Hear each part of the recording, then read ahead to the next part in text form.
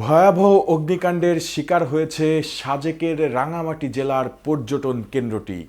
24 ফেব্রুয়ারি 2025 সোমবার দুপুরে শুরু হওয়া এই আগুনে অন্তত 94টি রিসোর্ট, দোকান, রেস্তোরাঁ ও বসতঘর পুড়ে যায়।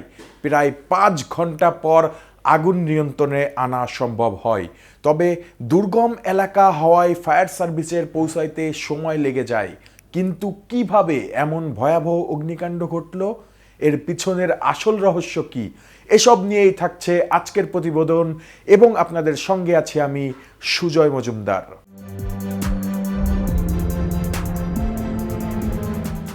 আগুনের সূত্রপাত সম্পর্কে নিশ্চিত কিছু জানা যায়নি, তবে ধারণা করা হচ্ছে রান্নাঘরের গ্যাস সিলিন্ডার শর্ট সার্কিট কিংবা সিগারেটের থেকে আগুন লেগে থাকতে পারে। এই অগ্নিকাণ্ডে বড় ধরনের আর্থিক ক্ষতি হয়েছে, যদিও হতাহতের খবর পাওয়া যায়নি। স্থানীয় ব্যবসায়ীরা দাবি করছেন সিগারেটের কারণে আগুনের সূত্রপাত হয়েছে। ক্ষতিগ্রস্ত এলাকায় দ্রুত উদ্ধার কাজ চললেও ফায়ার সার্ভিসের আসতে প্রায় 2.5 ঘন্টা সময় লাগে। রিসোর্ট মালিকরা জানিয়েছে 32টি রিসোর্ট, 35টি বসতঘর, 20টি দোকান ও 7টি রেস্তোরাঁ পুড়ে গেছে। জেলা প্রশাসকের পক্ষ থেকে পর্যটকদের নিরাপদে খাগড়াছড়িতে পৌঁছে দেওয়া হয় এবং সাময়িকভাবে পর্যটকদের প্রবেশ বন্ধ রাখা হয়েছে। ক্ষতিগ্রস্তদের সহায়তা দেওয়ার জন্য ক্ষয়ক্ষতির তালিকা তৈরি করা হবে। এদিকে সাজেক ভ্যালিতে অগ্নিকাণ্ডের ঘটনায় জেলা প্রশাসন 5 সদস্যের একটি তদন্ত টিম গঠন করেছেন। এই কমিটি আগুনের কারণ অনুসন্ধান করবে এবং দুর্ঘটনা প্রতিরোধের জন্য সুপারিশ দিবে। প্রশাসন আশা করছে দ্রুত তদন্তের মাধ্যমে আগুনের প্রকৃত কারণ উদ্ঘাটিত হবে। সোমবার রাত 11:30টার দিকে রাঙামাটি জেলা প্রশাসক মোহাম্মদ হাবিব উল্লাহর সই করা এক অফিস আদেশে তদন্ত কমিটি গঠনের ঘোষণা দেওয়া হয়।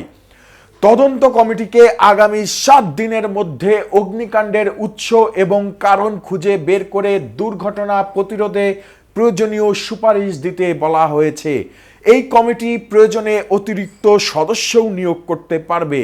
অন্যদিকে শাহজালাল বিজ্ঞান ও প্রযুক্তি বিশ্ববিদ্যালয়ে বারবার অগ্নিকাণ্ডের ঘটনায় ক্যাম্পাসের টিলা এলাকায় জনসাধারণের প্রবেশে নিষেধাজ্ঞা জারি করেছে কর্তৃপক্ষ।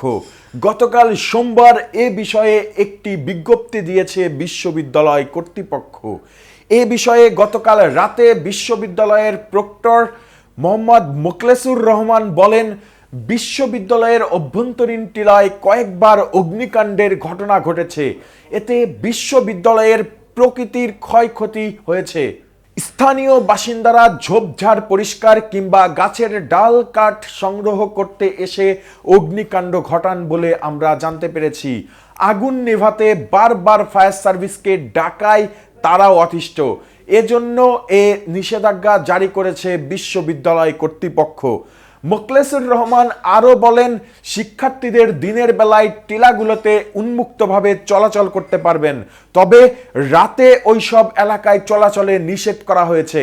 ভারপ্রাপ্ত রেজিস্ট্রার সৈয়দ সলিমের সই করা বিজ্ঞপ্তিতে বলা হয়েছে, বিশ্ববিদ্যালয়ের অভ্যন্তরীণ টিলায় একাধিকবার আগুন লেগে গাছপালার ক্ষতি, পরিবেশের বিপর্যয় ও অন্যান্য অনাকাঙ্ক্ষিত ঘটনা ঘটেছে।